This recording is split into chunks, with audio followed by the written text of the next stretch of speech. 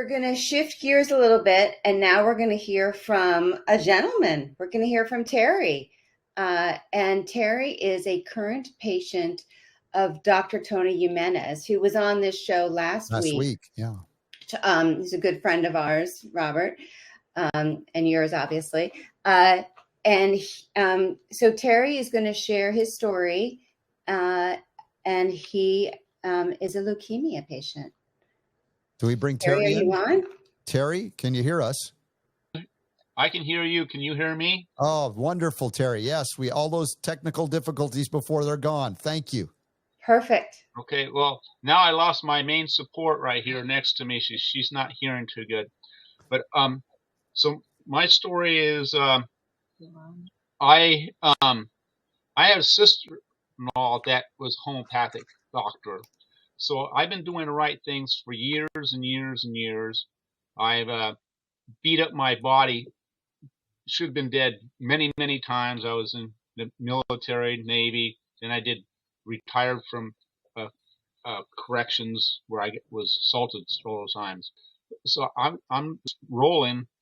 I go to the doctor because I thought I had strep throat or something, and I was taking care of my mother and my mother-in-law, who were both didn't have immune system, both bad shapes. I go in and the doctor checks me and she says, "You're fine. There ain't nothing wrong with you. We haven't done any blood work on you for like 10 years because everybody else had been doing it. She hadn't been doing it." And she checks the blood work and she calls me back the next day and she says, "Man, they hosed up your blood work. You got to come in and do it again." So I went in and did it again, and she says, "There's something wrong." And they quickly sent me all over the place, and he couldn't find it. And then finally they drilled into me. They did a bone marrow biopsy, and they still didn't find it at first. Then when they discovered it, they were going through the roof. They didn't know what it was, and what they discovered is I had a disease called CMML. It's a very, very rare leukemia. They kind of compare it to CML, which is a blood platelet thing and doesn't have any white blood cells. But anyways, the one I have, instead of having the white blood cells going through the roof, I don't have white blood cells. They're very, very low, and my platelet count is very, very low. And they thought I had a couple weeks. I go to the doctor, and the doctor basically got to the head guy, the bone marrow guy, and he says, "Well, you should already be dead, so we got a little bit of time." And I said, "Well, what do you mean?" He said, "Well, your number's going to do this, and you're going to get sick, and you're going to die."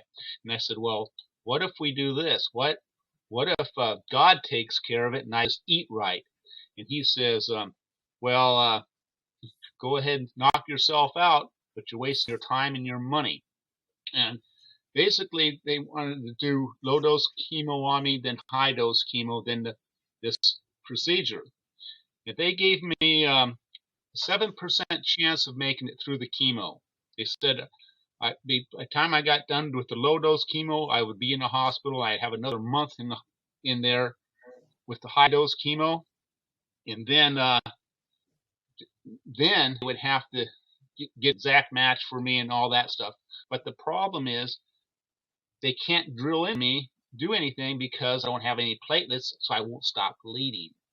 So basically, they didn't give me a chance. But that was what their protocol was.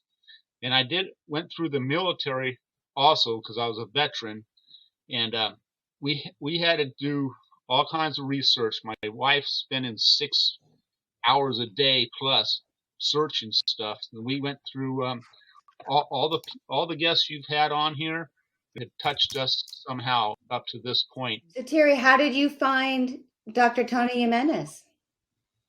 Well, I found Dr. Tony Jimenez by just going around stuff, and I had done a bunch of cleanses and stuff, and Dr. Edward Group. Oh, right. Sure. Was following him, and I did a whole bunch of cleanses from him.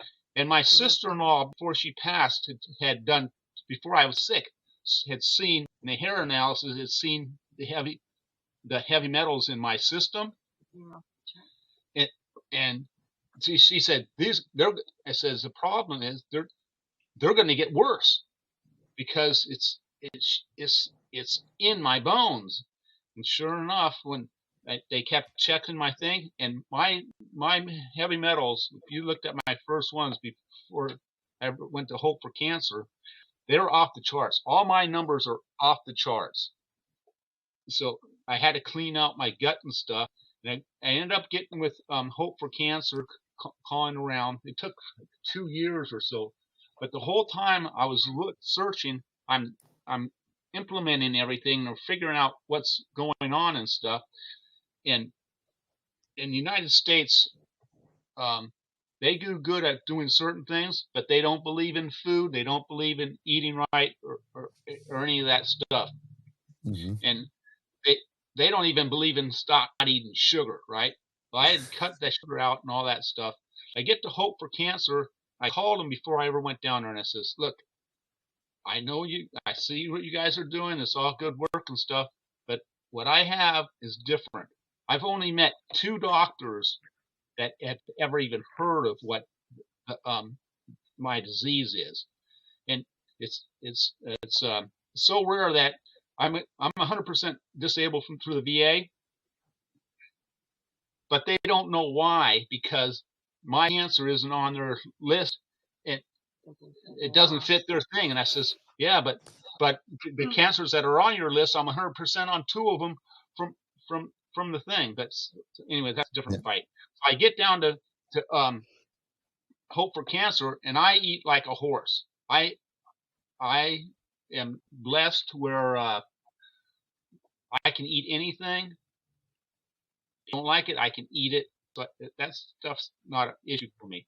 But I get down there, and they wanted to do the same thing where everyone says you can't eat meat. Well, I told them, you know what? I don't know a whole lot, but I do know that the only way that I make platelets is by eating meat. I have to eat meat. But I got there, and unfortunately, their nutritionist isn't there, so they won't sign a diet. So I'm getting the standard. I'm getting the standard diet. So I lose like 8 pounds in a few days because I'm not consuming enough, and I'm not consuming meat. And I ended up consuming. They fed fish and stuff like that, and I'm down there, and they're taking care of me. They're doing heat treatments and a lot of different stuff. So I learned a whole lot doing this stuff, but my numbers dropped down to my blood count was 18,000. My platelet count was supposed to be 151 to 450, and I'm sitting at 18. And they said, we got to send you back to the States. We're going to get you to a VA doctor, or maybe you can do that last ditch thing. But we'll try something else. We'll try giving you platelets. So they did a platelet transfusion on me. You said it'll jump you up to 60 to 80,000, right?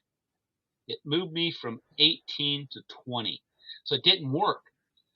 But they said, you know what? We'll keep you here for the rest of 2 weeks, and we'll keep you eating real clean, and we'll keep monitoring you. And when I left, I had this little spike before I left there and came back. So I stayed. My platelets went up to what? 50. It spiked to 50, but then it went back down. When I came home, my numbers went down again once, and the VA doctors, whenever they see my numbers, because right now I'm probably sitting at 22 now. Every time they see my numbers there, you got to go get platelets. And I said, I don't have to get platelets. God will take care of it. But the second time I went in to get platelets, it didn't move it at all. They gave me a bag of platelets. It doesn't work. The only thing I found that works is by eating meat. And when I was in Hope for Cancer, I had a doctor named Dr. McCardle, and he says, you know what? Dr. Tony needs to check this out. Maybe maybe you are a person for this other thing, because they actually say meat's okay. You know, but Dr. Tony, his main base was in Cancun, so I didn't have a connection with him. But I I should add this in there. The doctors in Hope for Cancer and that whole staff down there, they're Christians. They believe in God. Okay, so my whole thing is God can take care of anything with nothing. I really believe that. He told me I would, if I got sick, I would die. The saving thing for me, I got COVID and strep throat at the same time. I had a temperature of 101. I was excited about having a temperature of 101 because I have a thing behind me here. I'm going to crank that thing up. I'm going to get my temperature to 104. Right? So I'm in there and I'm just sweating away. And I tell my wife, take my temperature now. And she takes it and she says, it's only 98. I'd been sweating in the thing. I should have brought my temperature up. It went to 98. And I'm kind of disappointed. But before that, my temperature was been running around 94, 95 until this day. This is 5 years later, pushing 5 years later. My temperature is pretty close. So getting COVID didn't hurt me. It cured me. I never had a COVID symptom or anything like that. So Terry, you've been on the Gonzalez Protocol now, working with Dr. Jimenez for 2 years. I remember when they first contacted me and they said, Mary Beth, do you have any cases from all of Dr. Gonzalez's 30 years of practicing for your type of cancer? And we searched and we didn't have any, but we had a kind of a model for how to approach your treatment. Yeah. And that's what we talked to Dr. Jimenez about. Mm-hmm. And your husband was, what did he do? He was a doctor originally of bone marrow. He did bone marrow transplants. At Sloan Kettering. Yeah, that's the only thing that they say take care of me. But it has to be. I believe God can fix that from inside. So, being on the Gonzalez Protocol, I eat at the top of the food chain. Sometimes I slip off doing certain things. I want to eat more fruit and I want to eat more vegetables. I want to eat more meat. I'm on a moderate carnivore. They don't have me on the top carnivore thing, but I eat. Very few people are on the top carnivore. You're doing great. You're doing great. But I still eat pound to 2 pounds of meat a day. But the strange thing is, one of the other ladies said, mine is too alkaline. I was way too alkaline, just like the other lady and stuff. Right. So they pulled me off of some of the vegetables that I was eating. So I eat less of them. So I have I'm blessed where I don't have to eat dessert. So I like to eat dessert, but I don't have to.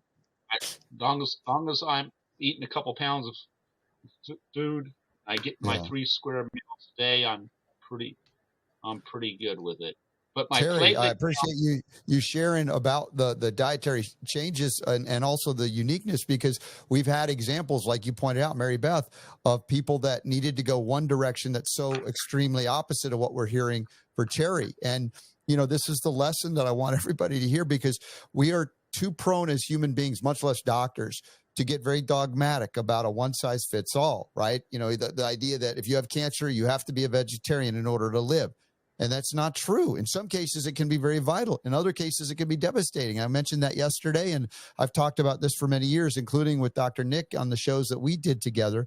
And here we have more living examples of the unique and the wide variety of diets that are responsive to the unique metabolic types that exist. And, I just can't emphasize enough for the doctors, much less the patients out there.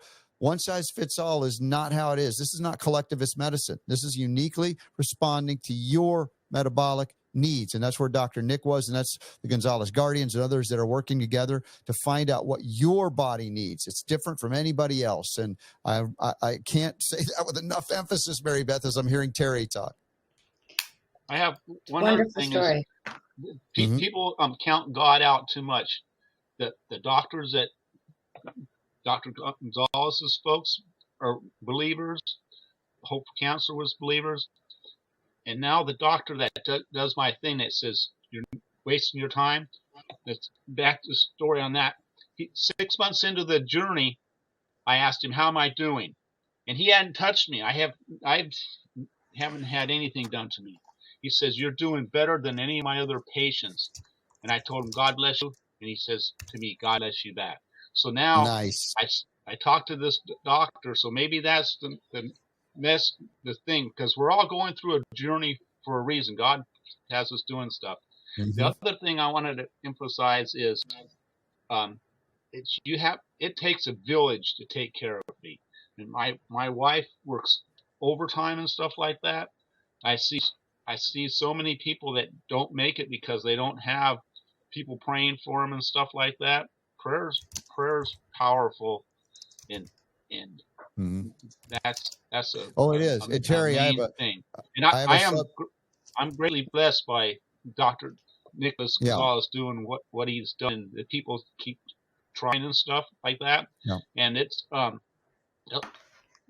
medical thing is super expensive, but there's ways around that, and the Gonzalez people kind of make that possible too. So thank you, Terry. And I have a Substack article just to be published maybe tomorrow about that God perspective of the sacred relationship on the healing. So thank you for sharing that, Terry. Appreciate you very much. All the best.